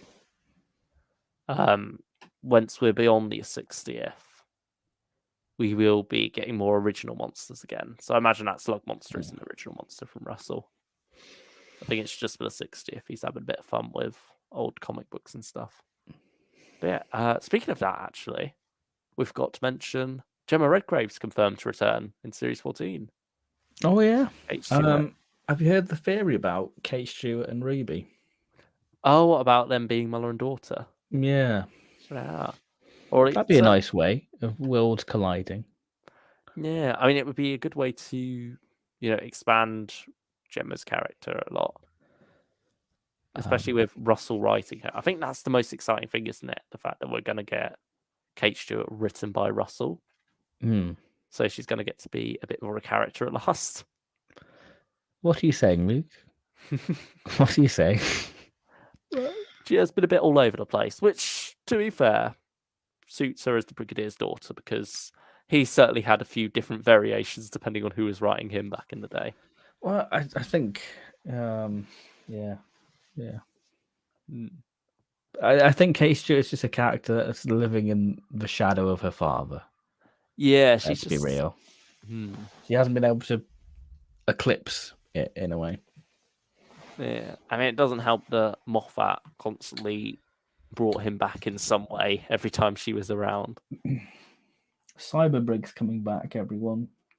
Yeah, I think that's the main thing I'm looking forward to. Russell writing Kate Stewart and seeing how that works. But yeah, certainly she's been seen filming with the character of Ruby. They're sort of sat down at a pub, aren't they? So yeah, wonder whether that's going to be like, later on for Ruby when she's already travelled with the Doctor, or this is going to be quite early. Could it be like, a warning to be careful around the Doctor or something? Is she like in the Clive role? Yeah. Or perhaps I was thinking sort of similar to Vastra in the Snowman. Oh, in Snowman. Yeah, so like how Clara, while looking for the Doctor, ends up going to Vastra. Could this be a similar thing where, while trying to find the Doctor, Ruby ends up running into Kate instead, and Kate warns her, about the dangers of the Doctor, or something along those lines? Perhaps could be the way it goes. Mr. Monk says, "Listen, I like Kate, but my God, did Chris write her so boring? I didn't mind her in Power of the Doctor, but I think certainly in Survivors of the Flux and The Vanquishers, she was just there, really." I mean, I'll be honest. I wasn't too excited by the news. I think it's more just because she was seen filming. Based on usually we're going to be out in public, so they were just like, right, we might as well announce it because, you might as well do that rather than just pretending it's not happening like a lot of the Chumla era marketing did. Yeah, it's interesting nonetheless. Yeah, Joe Bowers says, conveniently, on the same day it was announced she was coming back, the next Unit Nemesis set was pushed back. Yes, it was. And it got a title as well. We forgot to mention that in the news section. Oh, yeah. But I think we mentioned it before last week, didn't we? Yeah, we might have done it on stream or private. I don't know. Yeah, certainly in Vortex they confirmed it as well. But yeah, Masters of Time is the title of Unit Nemesis 4, and that will be out in July now. It was first going to be March, got pushed back to April, and now it's been pushed back to July. Do you think we could see another box set drop in April now to fill that gap? I think so. I think maybe an 8th Doctor one, if we follow like the same structure as last year. We've got McGann in January with Charlotte Pollard / Cass. We are getting 2 McGanns November, December. We got 2 McGanns November, December last year. So could we have something in April in the Stranded 4 slot? Perhaps more Lucy Miller stuff. I think there's a lot of stuff they haven't announced yet. Yeah. It's just a matter of time, isn't it, at the moment? And you just want that news to drop, really. Yeah, we just want to know. It's also useful for budgeting, isn't it? Knowing what's coming. Eccleston Series 3's been confirmed, technically. How's that? Good old Michelle Collins. Somebody, I think it was from like the Review of Death, somebody tagged her in going, "Oh, she's great in 42." And she was like, "Oh, I've just had to turn down recording a Christopher Eccleston audio. But it was great fun doing 42." Oh, really? So we're getting more 9th Doctor. That's good. Hopefully not immediately, though. I think we do sort of need a bit of a gap after Shades of Fear. Maybe that's a thing what's coming in April. Maybe. I don't know. Just a thought. Who knows? I mean, I'd certainly like the Ninth Doctor to go down the more friend of the family route. Have like one log story across the box set. Yes, I think that'd be beneficial, or a little 2 box set story arc, maybe. Yeah, something like that. Just something a bit different after a series of all one-parters. And give him a companion. Maybe. That's sort of a more tricky one, isn't it? And I don't think Christopher Eccleston would want that.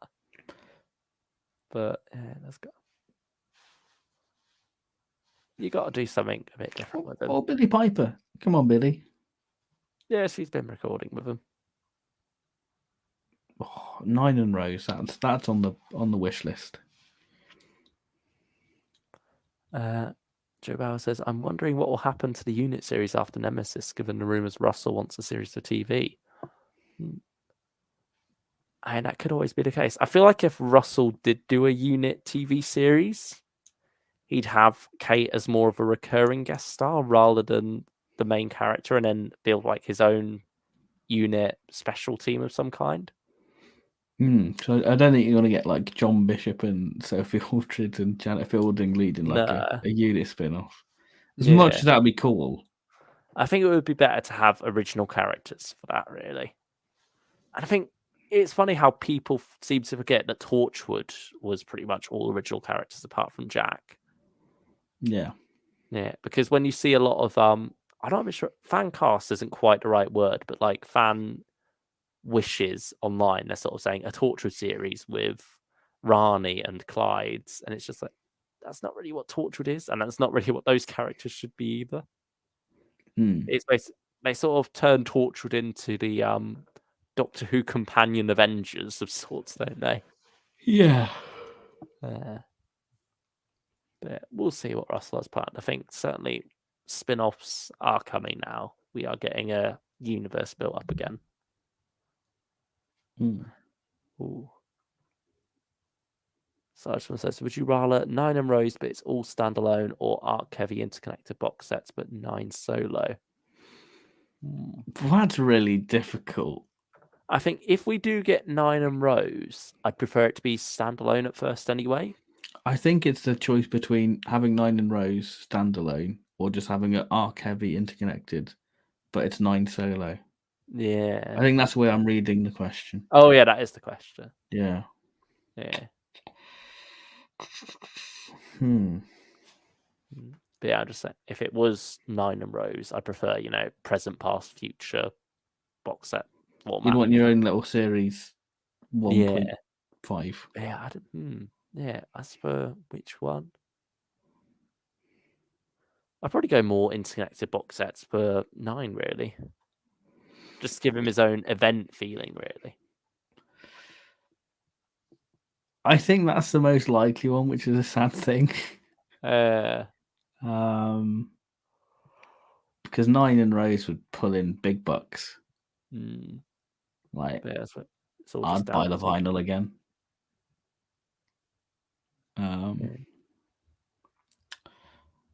But yeah, I think realistically it would have to be the interconnected stuff, because I think that's where I've really enjoyed Big Finish, really. Yeah, I think having a big event like Dalek Universe for the Ninth Doctor will very much help him at this point. Or the War Doctor as well, like what they've done with him, with like just the 3-hour story's been great, really.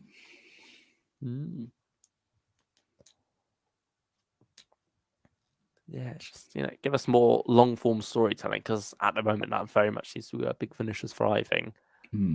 Yeah, because we had a great box set as well with The War Doctor Begins, didn't we? He Who Fights with Monsters. Oh, so good. You can find out where that is on my top 10 Big Finish of 2022. Shameless plug there. Fair enough. And I mean, we'll be talking about it again, won't we? Because we will be doing a Time War tier list sometime soon. Yes. Now we've got dates, we can sort of jigsaw where things can go. Yeah. We'll probably have a bit of a discussion about that after this, but certainly for now, next week we're going to be diving into season 2.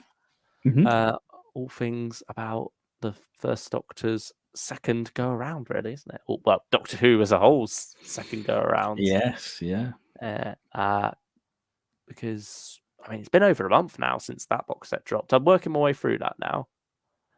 At last, I was sort of put off a bit at first, but yeah, finally going through that. So we probably have a tier list in there, won't we? Yeah, I'm sure we'll do a tier list. It'd be only fitting.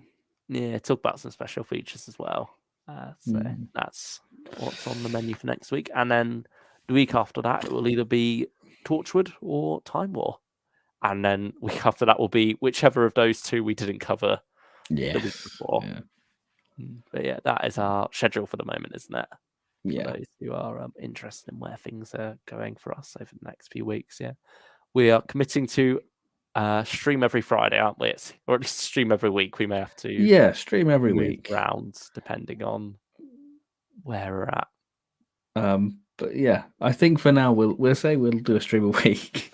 Yeah, just to cover our own backs. It's the typical New Year's resolution thing, isn't it? We're saying we're going to do this.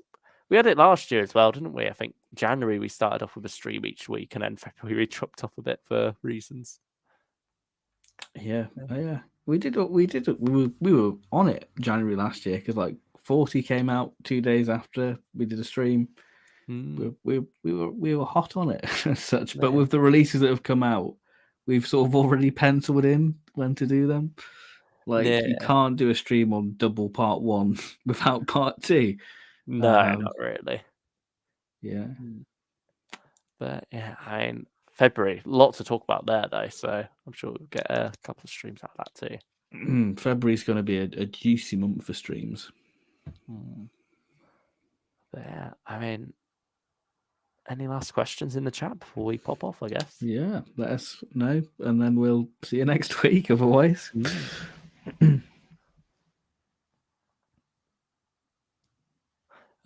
Joe Bauer says, speaking of both 9 and Kate, I wonder if we'll get a story with those two, given his is the only new Who Doctor she hasn't met yet, now bar the fugitive Doctor. It's true. Yeah. I mean, I wonder how that will work, how that could work canon-wise.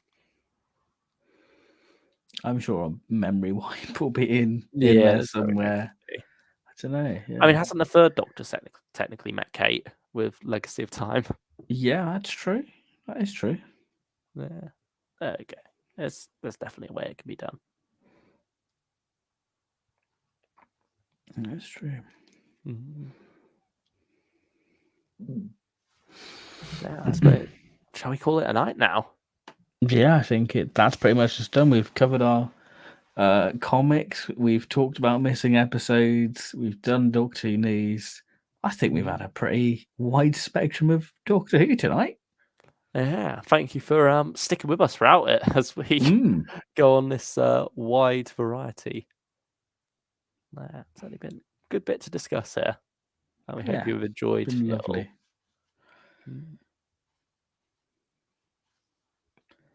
So yeah, I guess thank you everyone for watching. We will see you next week for season 2 of Doctor Who. Thank you everyone for all your lovely messages in the chat and your questions. It's been fun as always. If you've enjoyed the stream and you haven't liked, do all that stuff. Helps us out. All this flim flam, what I said earlier. But yeah, we'll be back next week. Thank you, lurkers. If you haven't been active in the chat, we appreciate you. People watching on replay, we appreciate you for taking your time to catch up, you know? It's all good. So yeah, thank you for everyone. We will see you next week for season 2 of Doctor Who. Goodbye, everyone. Take care, everyone. See you then.